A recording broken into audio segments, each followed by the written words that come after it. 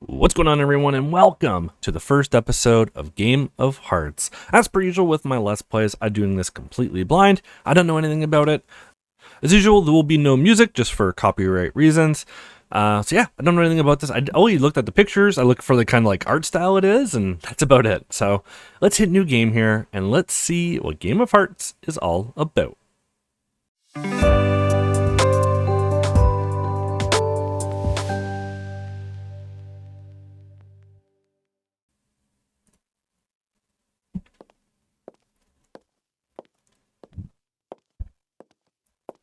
Just one more right turn.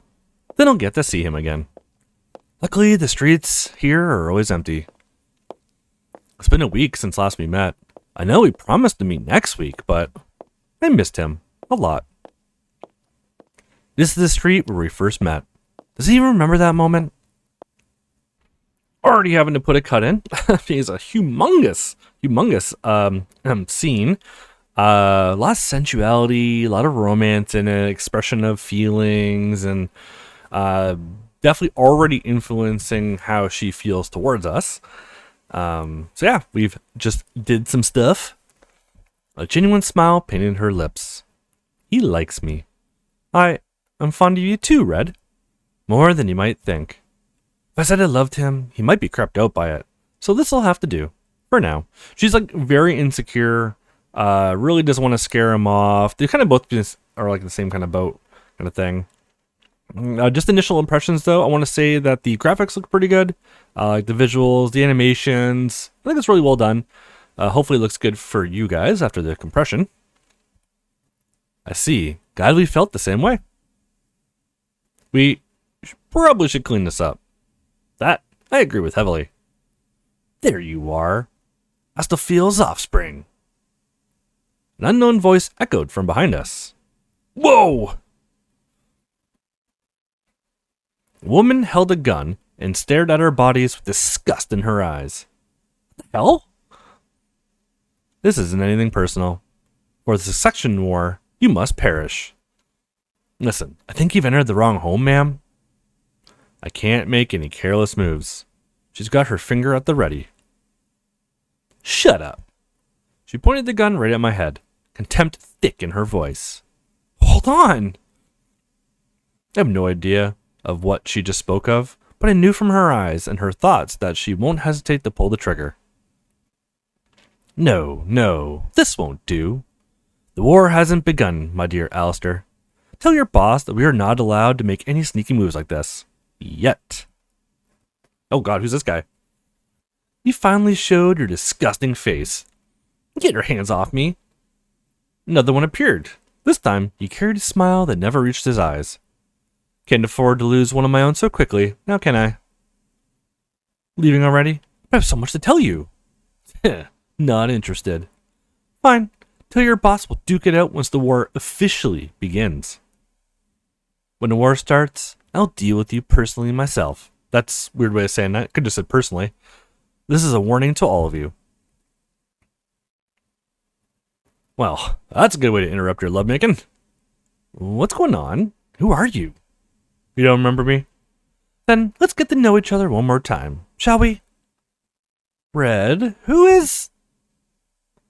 Let's speak somewhere else. The hell are you... Okay, interesting start. As my vision returned, I found myself in an unfamiliar place. No longer was I in my dingy, unkept room. Now I lay atop cold marble floors, lit by the scintillating glints of the buildings outside. Oh, damn it. You're back, finally. I did not expect a simple spell would turn you into a vegetable for hours. It's a shame. You're weaker than I imagined. Beside me, the resting figure of Maxime, unconscious but alive. Do not fret, she is not harmed. I don't see what's so appealing about a human her age, but I won't judge. I was afraid she might bury her offspring. It appears I don't have to concern myself about that. Yet. Who are you? Who's that woman? She's someone looking forward to ending your life. What are you talking about? What are you talking about? Your past remains a mystery to you, isn't it? You don't find it strange you can read minds? He knows? Who is this man? Of course I do. How do you know? It sounds ludicrous, but you are one of my offsprings. His revelation froze the air between us, and I had to do a double take just to accept the words leaving his mouth. You're what? You're saying that I am your son? No way this guy is my father. What do we look alike? I hear what you're thinking. With enough power, us demons can change our appearance. Demons? Wait. I'm afraid you're not mishearing what I just said. You and your other siblings are demons. But don't let that title mislead you. Demons have no capabilities to control minds, as much as the books and religions like to suggest. What a load of nonsense. What? You're saying I am... Of course, being inhuman gives us specific advantages. We are a higher level being, after all. Humans can always find us irresistible. Our charisma and looks are like ecstasy to them. It's a simple concept. Think of yourself as an addictive drug. Strong-willed humans could break free of the temptation, but if you played your cards right, you could build an empire with your charisma alone. An empire? For what? I just wanted to live peacefully. None of this crap interests me. Ah, well, that's why we're having this conversation today. You don't know the going-ons behind the scenes, do you? Well, that's partially my fault. I thought I could leave you alone and let you thrive on your own, but to see you're still an infant in terms of power worries me. You see, us demons are on the cusp of a succession war. The seat at the high table is empty, and all the demons are preparing for a full-scale war to determine the next successor. Being a demon means you need to fend for yourself during these harsh times. If you are powerless, you will perish. You catch what I'm trying to say? High table? This is out of nowhere. You don't have to understand everything yet. The whole war will end before you get a chance to even put your name up there. But some of the demon lords love to use this opportunity to slay their heirs of the stronger demons. That means you. Naturally, I am responsible for your safety. To do that, I need to make you strong. Strength-wise, you're no different than a human as of this moment. It's a concept you'll get used to once you dip yourself into this other world. All the things you said sound crazy talk. No offense. What about my siblings? Are they like me too? Hardly. They allowed their demonic instincts to take over much earlier and flourished due to that. You somehow subdued that side of you. A commendable achievement, but unfortunately, it also hindered your progress. I am certain you noticed it. Us demons love to corrupt others, through love or lust. Either is fine. However, don't mistake my calm tone. You are, like many others, in a dire situation. Since your weakness is partially my fault, I will help you.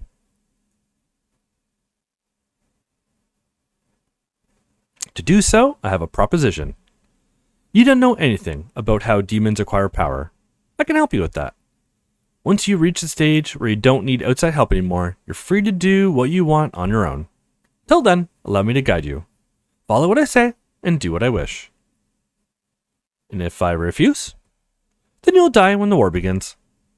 Doesn't seem like I have much of a choice then. Just how things are. Compared to the grand scheme of things, your life matters not. Well, unless you're strong enough to be one of the big players, like me. If he truly was my father, then his absence was sorely missed. No, my own crap is my own responsibility. Fine, I'll bite your offer. What do you want me to do? In the off chance that he is right, I'll provide you a place. Somewhere better than the pile of crap you call home. A safe haven, away from prying eyes. There, well, you will begin your rise to power. To safety. Sounds cool, but how do demons gain power? No different than the angels, although they aren't active at the moment. They're worshippers and followers, although we name such concepts differently. Worshippers? Like a religion? That sounds insane. It's not like that at all. The heavens like to portray their worship in a certain way. Our worship doesn't come in the form of prayers. If there's a modern equivalent to how the angels gain power, it'll be as if you are an influencer. Demons, however, infers in the methods of gaining worshippers.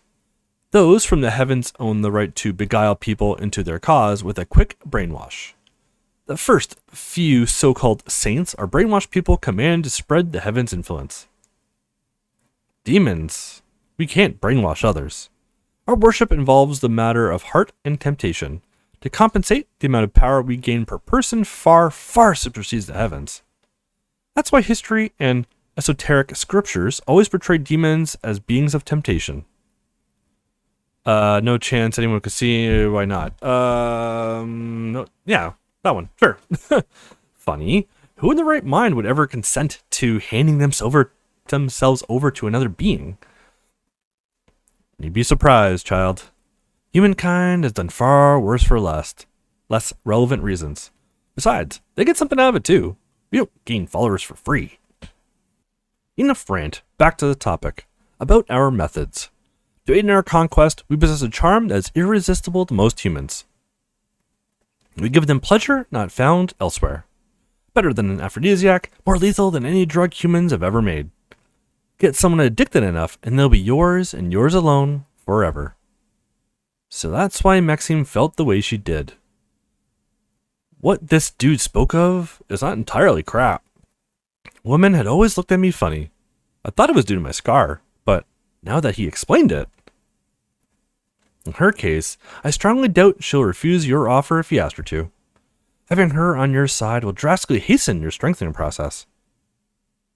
Maxime, I find it improbable she'd agree to worship anyone. She has quite the strong personality. Either this man is crafty with his words that this nonsense started to sound convincing, but there were hints of truth between the absolute nonsense he blurted out. He brought me here at the snap of his fingers. That I cannot deny. And he knows about my mind reading quirk. He explains the anomalies in my life too, but I shouldn't take what he said at face value. Let's assume that he wished to worship me. She wishes to worship me. Sorry. What will happen to her? First, she'll be a part demon, acquiring demonic powers, depending on which demon she worships. In your case, since you're as strong as the average human, she won't feel any different. Cool. What a great way to encourage someone. 2, and this is the fun part, their minds, hearts, and body will be yours. Those worshipping us will revere and adore you till the end of their lives. This is why demonic worships require full consent from said person. Those who housed a lot of doubts inside their heart would fail to form this bond with you. So no demons can force a human to be their worshipper. Do you understand how difficult it is for demons to grow? Gaining power is challenging enough. Losing a single worshipper member will dampen our power significantly. As their benefactor, we need to be powerful enough to protect those we love, and those who love us in return. Your mother was inches away from being one of them. I revealed who I was before she was ready, and she despised everything that came out of my mouth after. She gave you that scar, didn't she? The things she said about you being a monster. I had to wipe her memory about you so you can live on in peace. I never remember much. As I could recall was the fact that she was the one who gave me the scar. It's better if you don't remember most of it. It's as if he wished to avoid this topic. Well, maybe he does. What happened was regrettable. You were the first and the oldest of my offspring. Through you, your siblings lived easier lives. In a way, you led them to a better path in life. Is he truly my father? The longer he yapped, the more believable he sounded. So, let's move on. About this woman of yours. I suggest you form this bond with her. It speeds up your progress significantly. And it helps to not be alone. I'll talk to her. She needs to live her own life. I'll talk to her. Can I talk to her? What happens if she refuses? A good choice. If the undesirable happens, I'll send her back to her place and wipe any memories regarding you. She'll live a normal life after. I don't feel like I'm making the right choice, but I just Can't see her go. It's selfish, I know. Let's see what she thinks about it. A ripple of overwhelming power flooded my senses, sealing my airways shut. What is that? Invisible, tiny vibrations permeated the scene. This is magic, my child. You'll be able to do this one day. Okay, so he's not just talking out of his butt. The whole thing is more realistic than I thought. And there.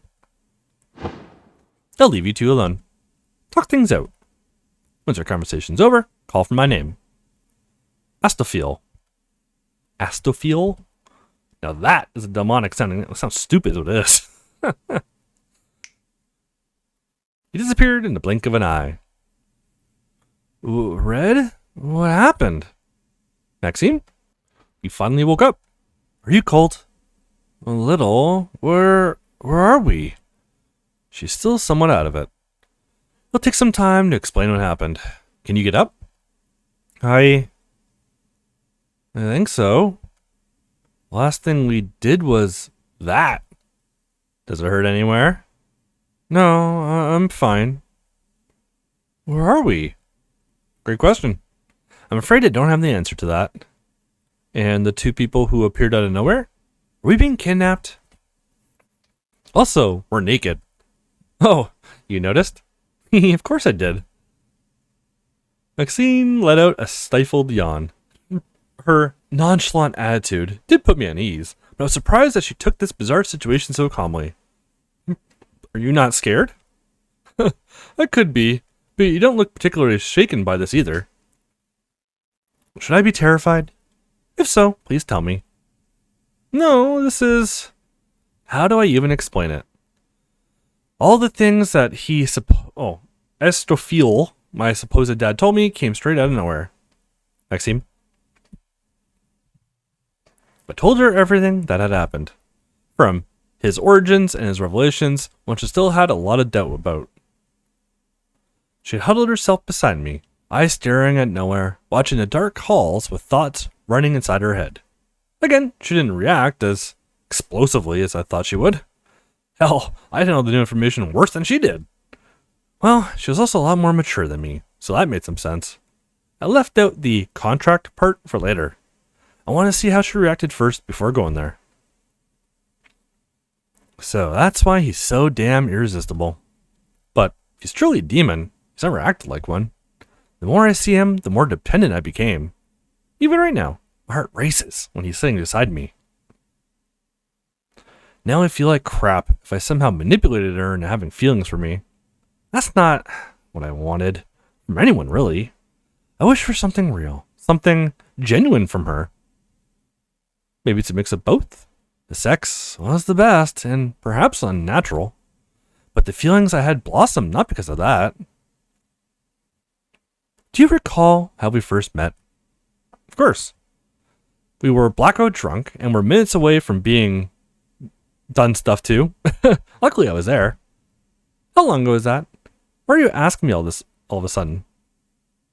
2 years, and we've never stopped seeing each other since. I know you have other ladies you fancied, but I kept seeing you regardless. At first, the pleasure I felt with you, it just unmatched by anybody else.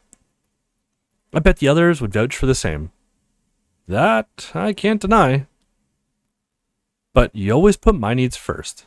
Frankly, I don't know if it's because of the sex or if it's because of you, but I'm very much in love with you. Maxime? I have to let him know before it's too late. It's a brave thing to say, and I appreciate her feelings. Now, how do I feel about her personally? I recognize that I fancied her the most, but I never truly understood that feeling. Was it because of my heritage and race? Can demons even fall in love in the first place? I don't need to hear your answer. I simply wanted to get my point across, to let you know. Call me crazy. I have a strong feeling that there's a chance tonight will be our last night together. If that happens, I don't want to regret anything. It's not like I had bad marriage or anything like that. Clint is a good man. In fact, I still loved him, as crazy as it sounds. I never intended to cheat either, but when you saved me, when our eyes met for the first time, I don't know, Being with you felt unreal. What's with you and married women anyways? You seem to fancy my types more than the others. Well, let's just say that mature women have their own kind of charm. If I'm given the chance between him and my husband, I can't live without Red anymore, but I don't know if I could say it out loud to him. He'll find me clingy if I said so. So this must be the addiction part Astafeld told. From her explanations, the whole demon thing made more and more sense that I pondered about it. Max, I have something I need to tell you. Just listen until I stop, okay? It's gonna sound crazy. As if the whole topic about demons and angels isn't crazy enough. That's true. But this one's even more insane. Okay. Fire away. Is where we're going to leave it for this first one. Thank you guys so much for watching. So first thoughts. Visuals are really nice. I really like it. It's not like supremely overdone like something like Fresh Women, where that's all their focus is visuals. I'm intrigued by the story. We haven't really done a title yet that is like demon and angel focused and all that kind of stuff. It's something different, which is nice. They talked about this war thing that's about to start. That could be interesting. So this definitely sounds like more of a sci-fi fantasy kind of theme, which I think I'm actually kind of into. Get away from like the whole college kid family thing that we always seem to hit every time we run these visual novels. So this will be different. Hopefully you guys are interested in this one. Hit that thumbs up, hit that subscribe button. If you're interested in seeing these episodes ad-free and early, YouTube memberships are available. I'll catch you all in the next one.